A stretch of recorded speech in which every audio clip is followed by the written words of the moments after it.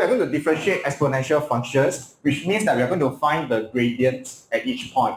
So if we plot the gradient of this, we plot the gradients, all right, into another graph, we plot the gradient.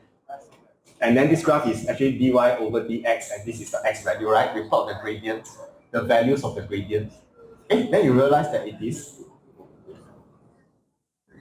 exactly the same. So when you differentiate e to the power of x, what will you get, Shah? When you differentiate e to the power of x, what do you get? It's the same thing.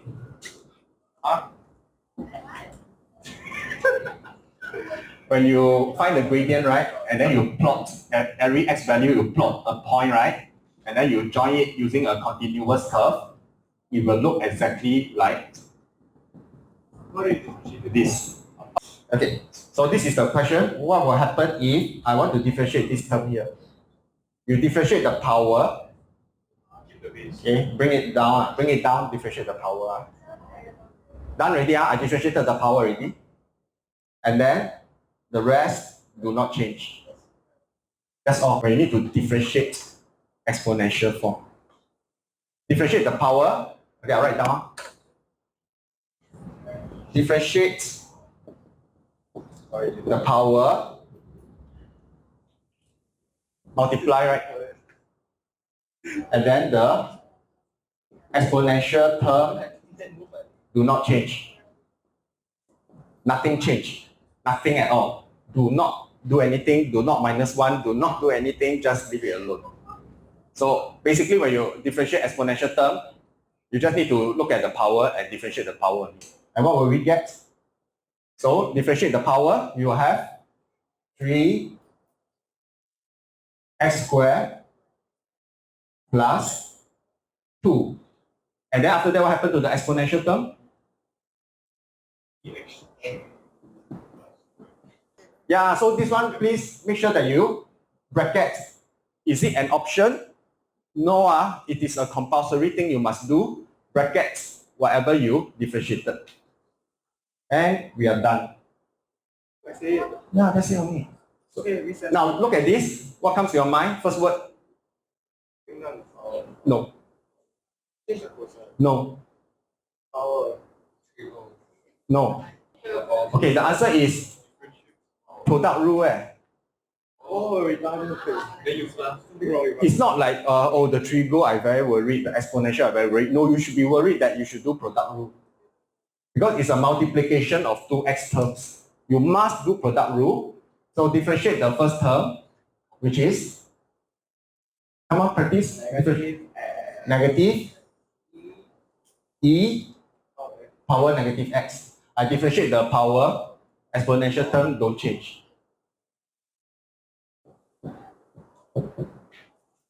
Differentiate the first term, put down the second term. Next, differentiate the second term. Plus, yes. Differentiate the second term, I get negative sine 2x times 2.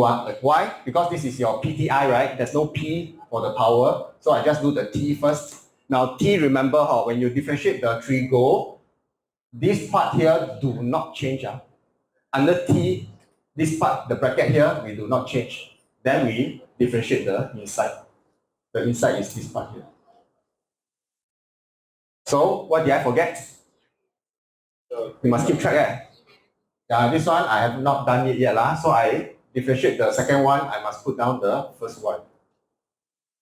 So same thing as you do product rule. What do you always do to simplify a product rule?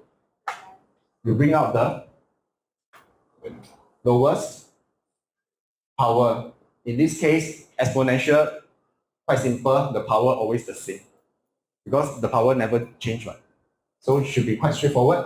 So I will have cosine 2x. I took out the minus already. So plus 2 sine 2x. That's all. Okay. What comes to your mind when you do this type of question? Yes, thank you so much. Now you know. It's not to worry about the exponential, it's to worry about that you have to do quotient rule. So quickly, differentiate which one first?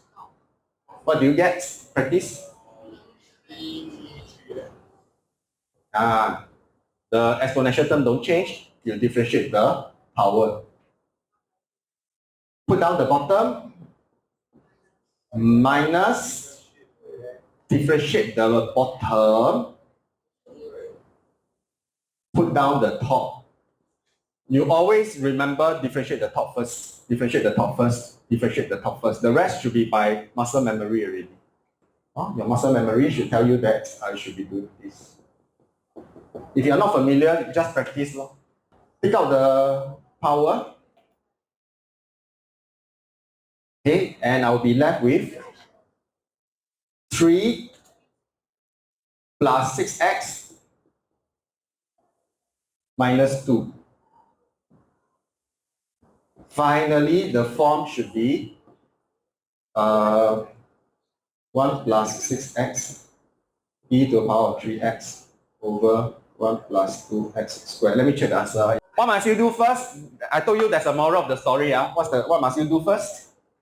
You always try to simplify first. You realize this whole thing, all e power something, using law of indices, we can actually simplify into a very, very simple form. Please do not use quotient rule straight away. Do not try to be funny and use it straight away. So let's simplify a bit first. So we try to differentiate 3 e to the power of 6x